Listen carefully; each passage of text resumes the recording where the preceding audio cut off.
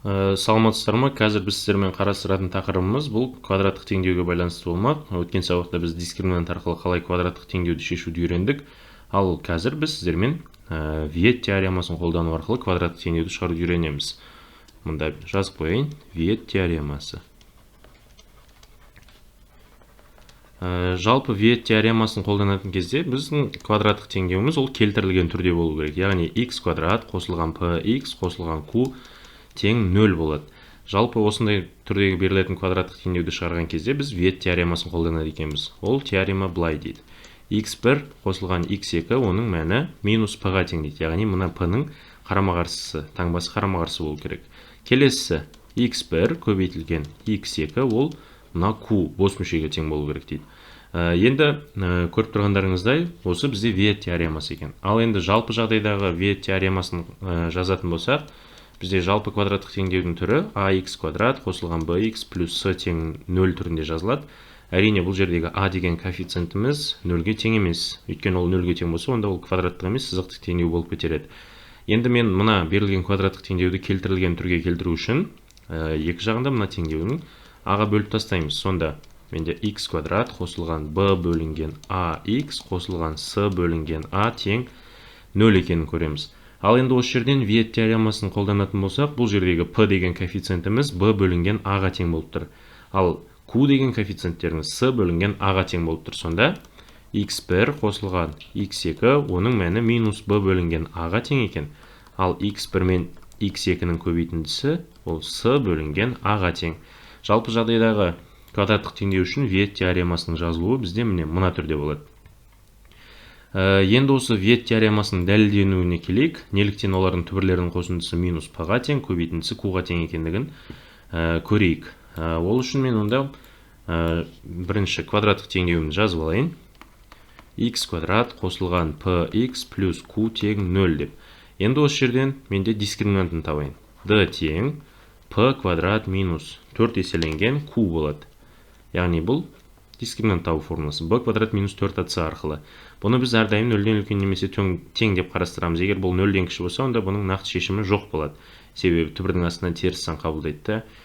Енді осыны жалпы жағдай, яғни дискриминант қолдану арқылы x1, x2-ні табайық. x1, x2 ол тең минус p плюс минус түбірдің астындағы дискриминант бөлінген 2. Бұл нені білдіреді? Яғни бұның 2 түбірі бар деген сөз ғой. Сонда біріншісін алатын болсақ минус p қосылған түбірдің астындағы дискриминант бөлінген 2. Міне бұл бірінші түбір. Екінші түбір минус p азайтылған түбірдің астындағы дискриминант бөлінген 2. Сонымен көріп тұрғанымыздай, мынау бізде x1, x2-ні таптық. Ал енді осыдан x1 қосылған x2-ның мәнін есептейтін болсақ, онда мен мынаны x1 деп алайын, мынаны x2 деп алайын. Екеуін қосайық. Сонда минус p қосылған түбірдің астындағы дискриминант бөлінген 2 қосылған минус p азайтылған түбірдің астындағы дискриминант бөлу 2. Екеуінің де бөлімдері бірдей, сонда минус p қосылған түбірдің астындағы дискриминант минус p минус түбір асты дискриминант бөлу 2 дейік. Сонда мына түбір асты дискриминанттар екеуі бір-бірімен жойылып кетеді, бізде қалатыны тек қана міне минус 2p бөлінген p-сінес 2. Сонда 2 мен 2 қысқаратта бізде минус p екенін көріп тұрмыз.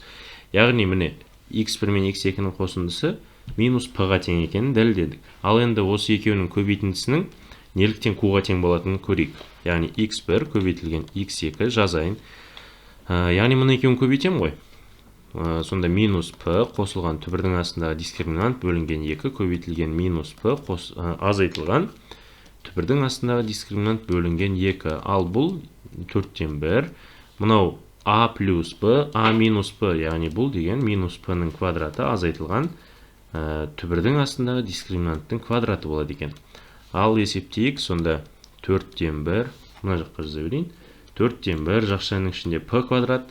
Дискриминантты түбір астына алатын болсақ, онда ол түбір асты p квадрат минус 4q болады ғой.